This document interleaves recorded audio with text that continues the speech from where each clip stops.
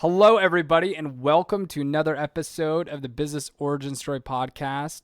In today's episode, I have a very special guest, a AI maestro or maestro, however you pronounce it, Miss Terza. And please, Terza, go ahead and introduce yourself. Tell us a little bit about what it is that you do. So thank you so much for having me on your show, Drew. I am honored to be on here. And so my name is Terza Ekholm, and what I do is make AI accessible to everyone, but especially creatives. And by creatives, I mean artists, authors, musicians, and content creators. So I also mean to demystify AI, right? So that the creators can do what they do best, which is create all of their beautiful things, and they can use the AI in the background to promote what they do, to contact people, to network, the newsletters, all those things we need to do as entrepreneurs. But for some of us, it's not as much fun. Mhm. That's cool. So you just kind of demystify just everything from the AI doing kind of the administrative stuff to some of the more creative tasks as well. Some of the creative tasks, and so in terms of brainstorming, that kind of thing. So, for example, if you're a Ah, writer, you can brainstorm and go through a whole bunch of different sets of ideas. What I always tell people is no matter how great your prompt is, and that's some of the things that I teach as well, you must review what the AI gives you, that right? is true. I mean, I've actually seen a number of articles from Forbes where there was a mistake that ought not to have happened from someone of a high caliber as Forbes. And my guess is they were using AI to help them, put their different pieces together. It's not that it wasn't in their own voice, but then they didn't go back and read the final copy. So, Oh no. Yeah, you always got to review it. That is yes. something that I've learned. And I'm excited to talk to you about this because I have some I've used AI to brainstorm as well, and I have some AI tools that are really great that I'm sure you know as well. So I'll have to get into that a little bit later. But first, I'm very curious, very, very curious. You're going to have to tell us, Tirza. So, how did you get into AI in this AI space? Tell us a little bit about how you transitioned into this business. Well, actually, my beginnings were in high tech. I started out my professional life as a software engineer. So I know artificial intelligence has been around for a long time. It's been around since the 60s. Okay, I wasn't programming in the 60s, but I'm just saying it's been around for a long time. So I've been kind of watching it from the sidelines as it goes along because that was not my main area of interest. And when ChatGPT basically exploded out on the scene, and what they did was they made it easy for most people to actually talk to without writing your own lines of code to get things done. And that's it had this instant appeal. People could talk, and it would talk back, and it began doing useful stuff. So along my whole journey, after 18 years of high tech, when my husband and I were both laid off from the same company. Oh, Yes, he was hired back in 6 months because he was more hardware side. I was software side, and I decided to go on and try other things. And eventually, I became an artist and totally fell in love with creating things with my hands. And I mean, paint and fabrics and all kinds of things. And then when AI, digital art came along, that was next. I was dabbling in that. But when AI came along and it could create pictures just through my words, wow, I became really excited. And so things have just grown from there. I've shifted a little from purely making art to wanting to help other artists and creatives get ahead in their space. that's very cool. And so you've been doing that since ChatGPT came out? Actually, yes, yes. I mean, a little bit before, because just before ChatGPT, you might remember there was DALL-E. Oh Uh, yeah, that's right. that was actually the first thing. And I did play with that, and I really wasn't thrilled with it. I didn't get how DALL-E worked. So I ended up playing with some other apps, which were AI, backed by AI, and had a lot of fun. And then eventually, either DALL-E got better or I got better or we both got better.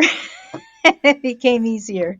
So, That's super cool. And so I'm very curious, how have you been using it with your own art, when it comes to using those AI tools with your art? Like, what is your process look like? well, I actually often start with ChatGPT. Sometimes I'll have ChatGPT make me images because now it's already interconnected with DALL-E, so I don't have to go over to DALL-E and make an image. I can do it directly through ChatGPT. I also have played with images with Grok, not really so much with Gemini. But the other thing that and so some of those images can be really cool.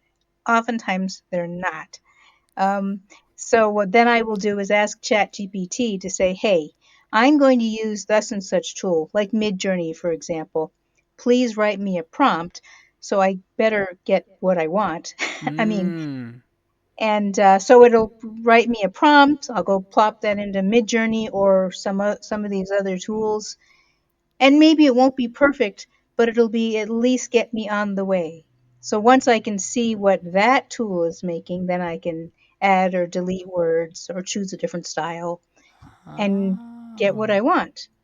Now, as you probably know, Drew, words, text, especially still in ChatGPT, are terrible. 100%, and that's cool. That's a cool process. That makes a lot of sense because I've used Midjourney, but I haven't really used Chat GPT to come up with the prompts for Midjourney. So that's a really cool process there. Mhm. And what I have done is, made stuff with Midjourney, and now what's cool about it now, as I'm sure you know, is now they have their web application now. Before it was on Discord, so now it's cool because you can use their web app, and it makes it easier to edit stuff and tweak things. But I'm curious, after you make those images, do you take it Mhm. into something else to refine it, like Photoshop or anything like that? It depends. So sometimes I'll bring it into Canva, especially if I do want to add text. And these days, with Canva, actually, you can even, I don't know about Midjourney itself, but Canva, you can remove the background and make it transparent. So then you can add whatever background you want. I don't know if you've played yet with some of the stuff from the iPhone, but you can now directly in the camera, you can highlight something and delete it. You can remove it from I your photo. remember that. Yeah, yeah, yeah, like remove the background, right? Well, the background or elements in the background. So, for example, my husband gave me flowers for Valentine's Day, and I was so delighted with them. I was taking pictures. But the best place to take the pictures is in the kitchen. And if I take it in the kitchen, it's really hard because you've got the sink faucet in the background or this other thing in the Ah, background. right. So I decided to go ahead and try this functionality on my iPhone, and I would just tap the sink faucet, and it would erase the sink faucet. And I went, "Oh, this is so cool!" So, yeah. That's cool.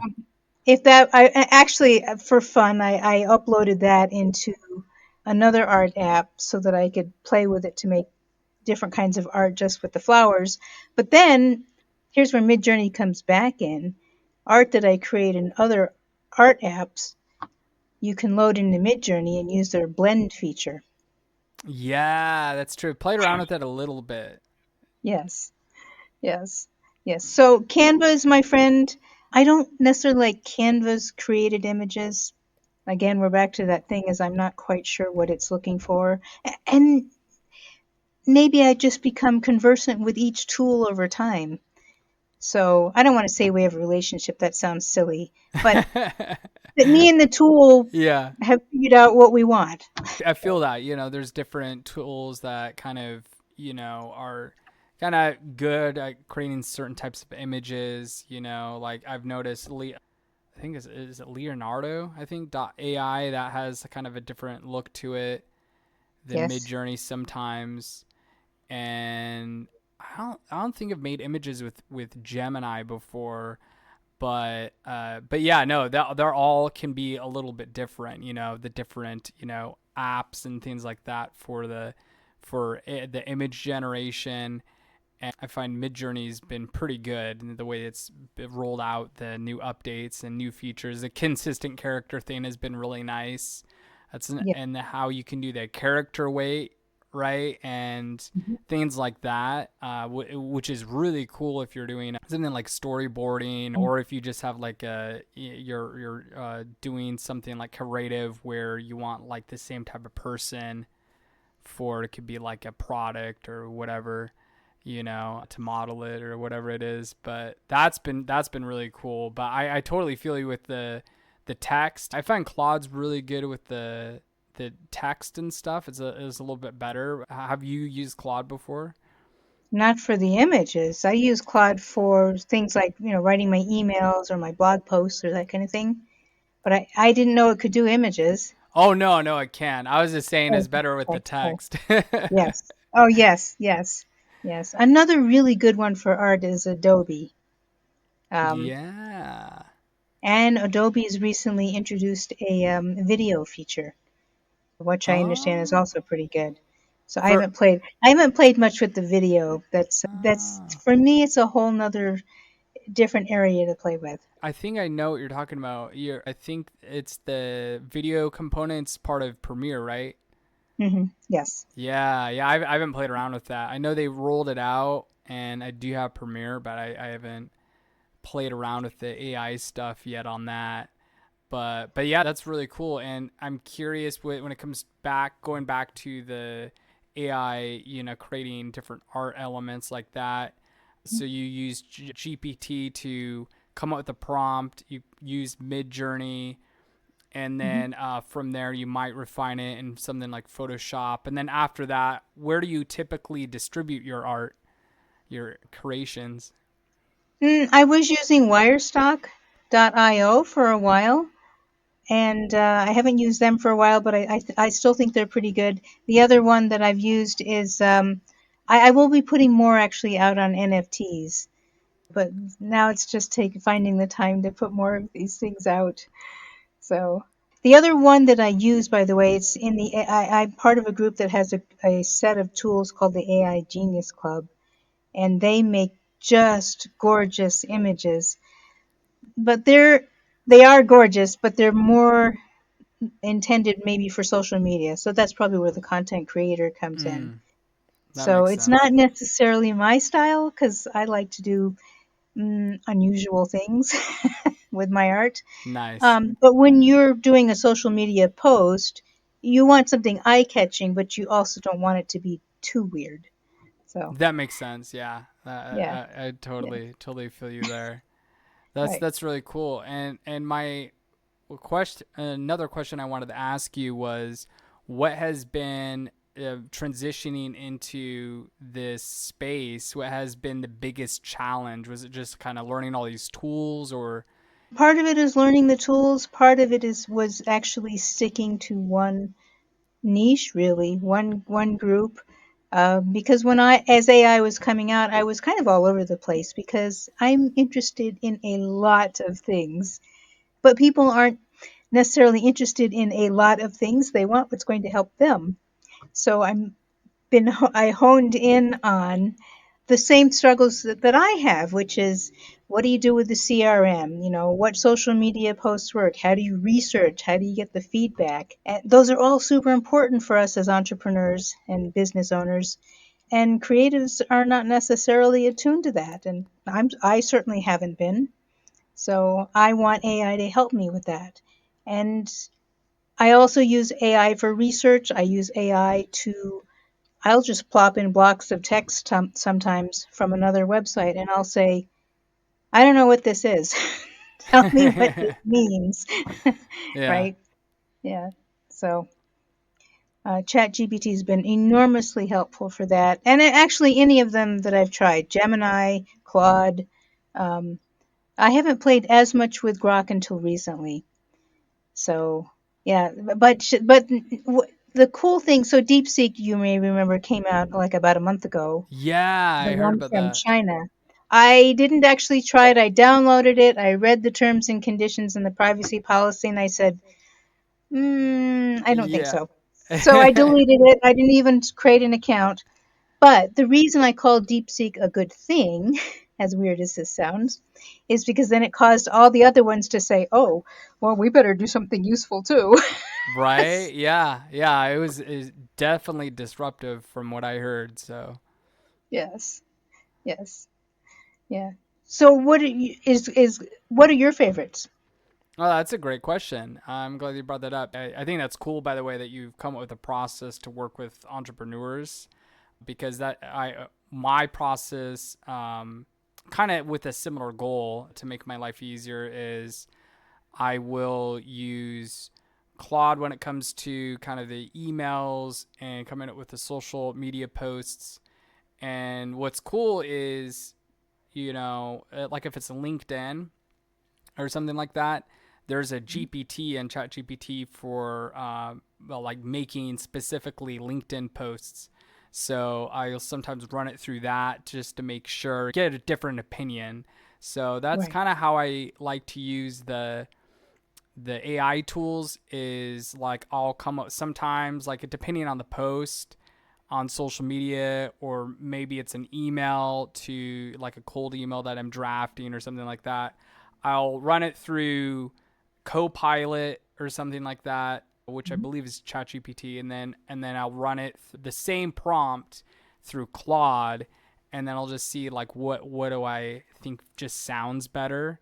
And I always edit Yes, it afterwards. I always edit it afterwards in my own voice, but I'm just trying to see what is closest to it. And then for research, what I found is really, really handy is, of course, I think both ChatGPT and Claude and Gemini is cool because I have a Google Pixel, so I can talk to it with my Google Pixel. I'm just, hey, Google, and I can ask it questions. So all and my Google Pixel just started, it lit up, didn't it was like, did you say something? That was funny. So those are really, really cool. And sometimes, like I said, I like to just get a second opinion and be like, oh, I wonder if I ask this AI tool the same question, what it will come up with, and just kind of compare. So I like doing that a lot. And then what I really find very, very useful when it comes to learning and researching stuff, it's mainly like for like my creative stuff, like my creative writing, is I will use NotebookLM, which I'm sure you've heard about, I love and it.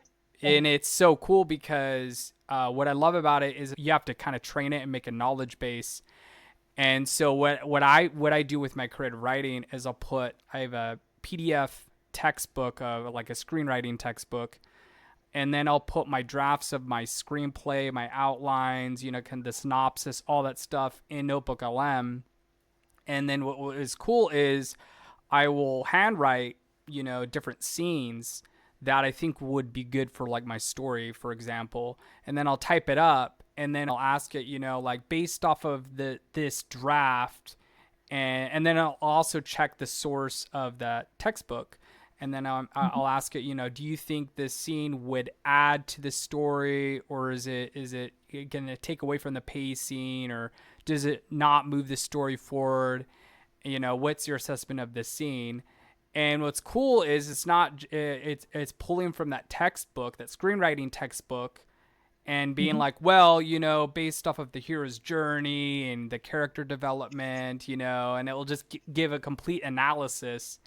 And whereas I feel like a lot of people, filmmakers, are kind of like don't like AI because they think that when it comes to screenwriting, it's going to write the script for you. But what I like about Notebook LM is it just analyzes kind of like these scenes that you can kind of come up with or your Mhm. draft. It will give you a really good breakdown of your story, Mhm. and it'll critique it for you. And what's cool is you can take that and then use that to rewrite your next draft and stuff. And the way I like to look at it is it's like you have a writer's assistant that's like working Yes. with you. Yes. And what's also really cool is using Notebook LM, like if you're learning a new subject, for example, like if you want to learn something like about like for as a random example, like psychology, and you could throw some psychology textbook PDFs, like psychocybernetics or something in NotebookLM, and be like, help me understand, how to change my self-image, and it will pull from that textbook and tell you, oh well, based off of this book, this is how you Mhm. can do that, and these are the action steps. So it's just really cool. It's really I cool. love Notebook LM. Absolutely. So, yes, and the fact that you've restricted it to a certain set of data um, means you know where its responses are going to come from, and especially because then it also cites them, um, Yeah. the ones that it took information from. So, yes, I've been using that one a lot. I use it. I also use it to analyze websites and analyze businesses. And as you say, sometimes I will say, well, if I write this or I do this, will it be congruent with all the data that's already in here, right? In the same way that, Yeah. you know, so, That's and then you can also ask it for variations, but of course the variations will come from within, but there's so many that can be done on a storyline Yeah, even. that is true. And especially because you can feed it, like, I think 50 sources. So, Mhm. I have one on like just business stuff, like different articles and things on entrepreneurship and how to run a business, how to do marketing is all in one thing. And so, depending on how many sources you feed it, it can give you all kinds of different variations. Yes, that's also true. That's true. You can use it with YouTube videos, but of course, it only reads the transcript. And then on Yeah. some older videos, there's other tools where you can get the transcript, and then I just copy and paste that into the notebook. Yeah, yeah, I've done that before too. I've done that Yeah. before too.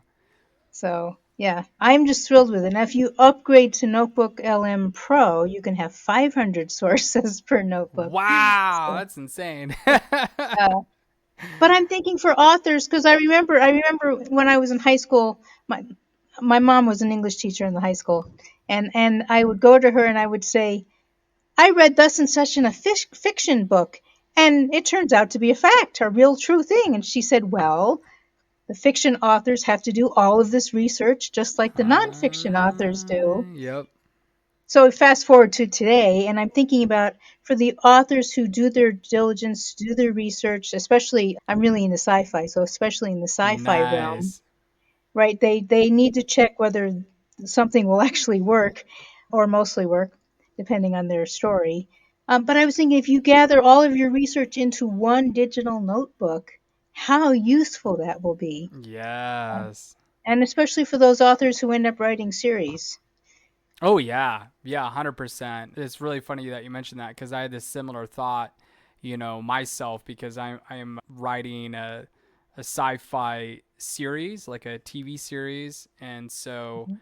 that's how I'm planning to do it. Right now, I'm writing a cyberpunk short film, and so I have all like kind of the research and stuff in that notebook. But I'm going to do a notebook for the series, and because I have all these articles. I don't know if you remember Evernote, Yes, I the do. app. I used to use it. Yes. Yeah, so I have all like my research and stuff, like different, cybernetics and bionics and brain chips. All the research on that is in Evernote, and I'm gonna put that into Notebook LM, and I think that will be really cool because I could ask it, like I'm thinking for this cyborg character, they could have this type of cyber enhancement. Would this be somewhat plausible in real life? Right.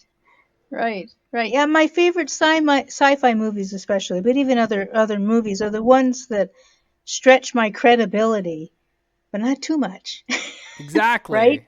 Exactly. And of course, well, sorry, that's a side topic, but I love some of the action movies where they're doing just these crazy stunts, and I'm laughing because I'm enjoying them so much.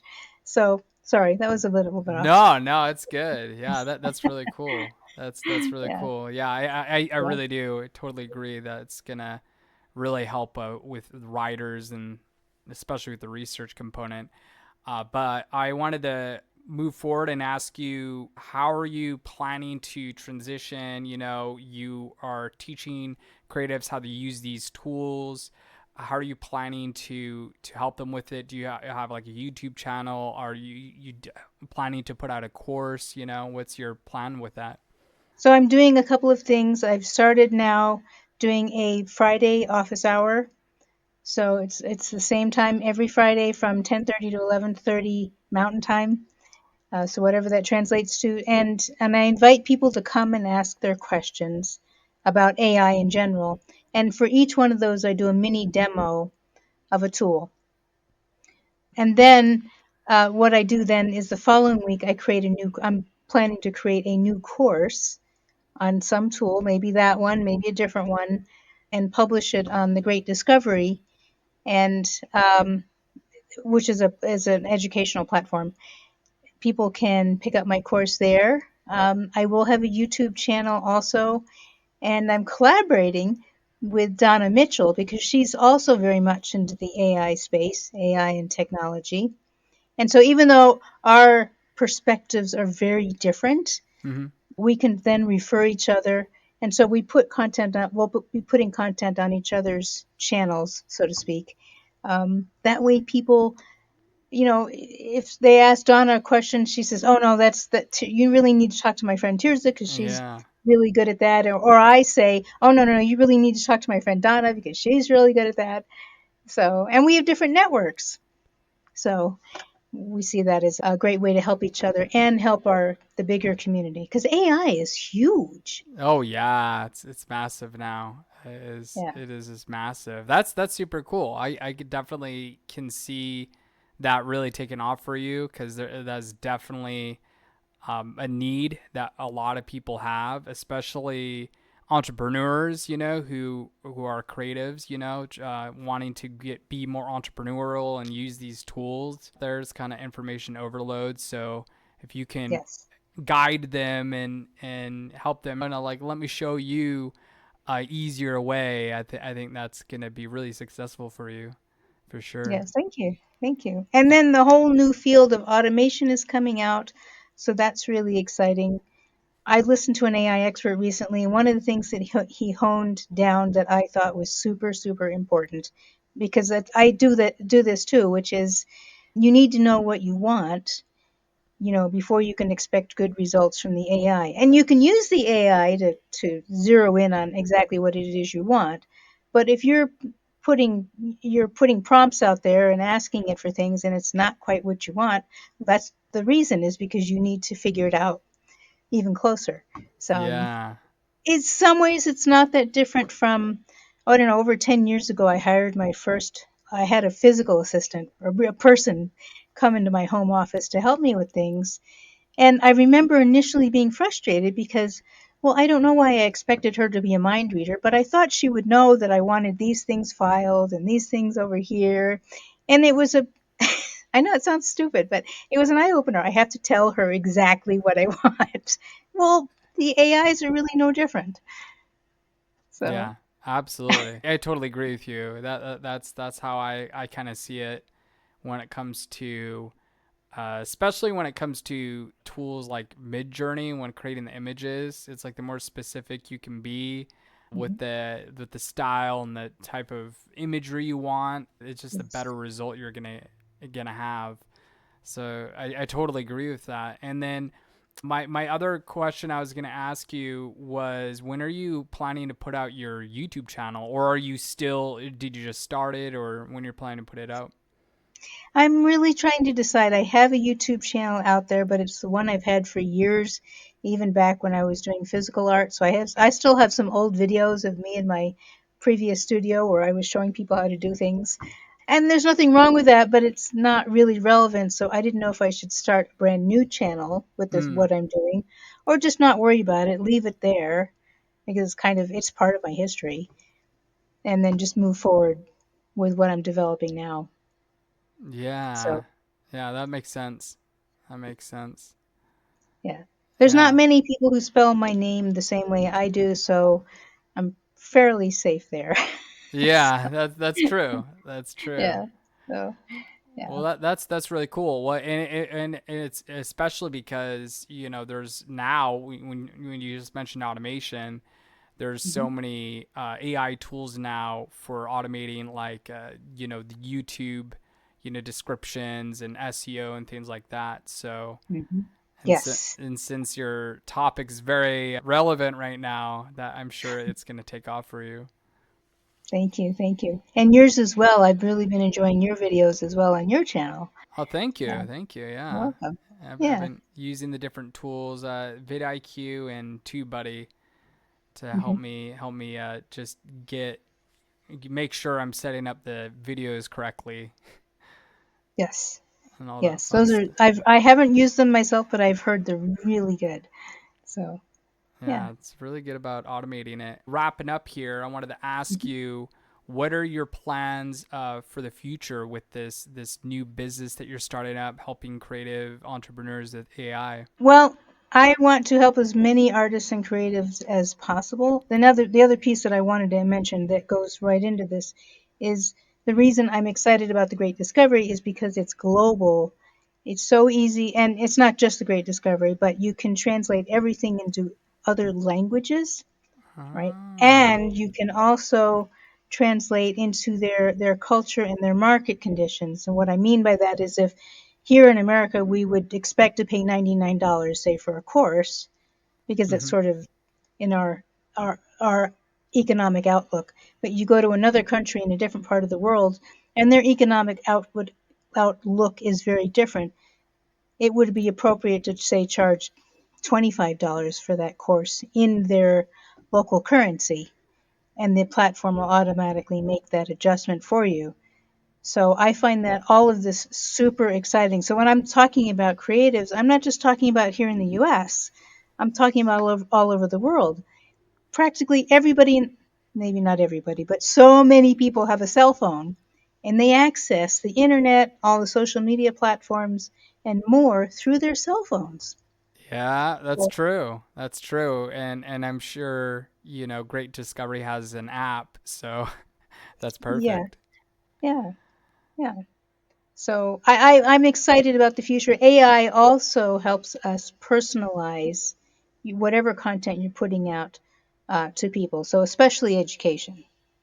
So some Yeah, people learn, now we're not just talking languages, now we're talking some people learn a certain way or a certain rhythm, and it will adapt its information flow and style to you, which they're already starting to do. So in general, I'm excited about education, but in particular, I'm excited about education for creatives. that's really So, cool. And when are you planning to roll out your courses on Great Discovery? oh, I've already got several courses out there, and I have a couple in the works. My idea is to put out a course a week. So, Oh, that's wonderful. Kind of like a master class or a mini course, or how are you planning some to will do be that? free. So it's almost like a funnel. Some will be free, some will be $25, some will be $100, and some will be a way for you to a person to connect with me and set up private sessions with me. Nice. That's very cool. So, yeah, yeah. Very cool. So I'm And then excited. yeah, that's super exciting. Yeah. That's a lot of exciting projects you got in the works, and especially in the field of AI is, ever evolving. So it's just an exciting time, an exciting niche that you're in. So Yeah. that's Yeah. that's really cool. My last question I wanted to ask you was, well, actually, two final questions that I wanted to ask you is there something that you want the viewers to know, if they're getting started with AI, what's one thing that they should know about AI and all that jazz? I always like to say, don't be afraid to play. You can't break it with your text or your questions. And then also make sure you're careful with whatever answers it gives you. So those are the biggest things is play, be careful with its answers. And of course the third thing is put it in, make sure it ends up being in your voice, your style, your art, you know. So those are my biggest things.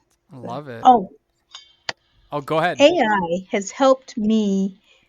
Again, this may sound a little strange, a little silly, but it has helped me in my human relationships. I think part of it was just being the ability to ask questions 24 by 7, and then realizing, not that I want to call people up in the middle of the night, but realizing the kind of questions I ask, I can ask a lot of people, not just AI. Yeah, So it's made me feel more comfortable, I don't know, with myself, and so then I'm better able to talk to people and listen.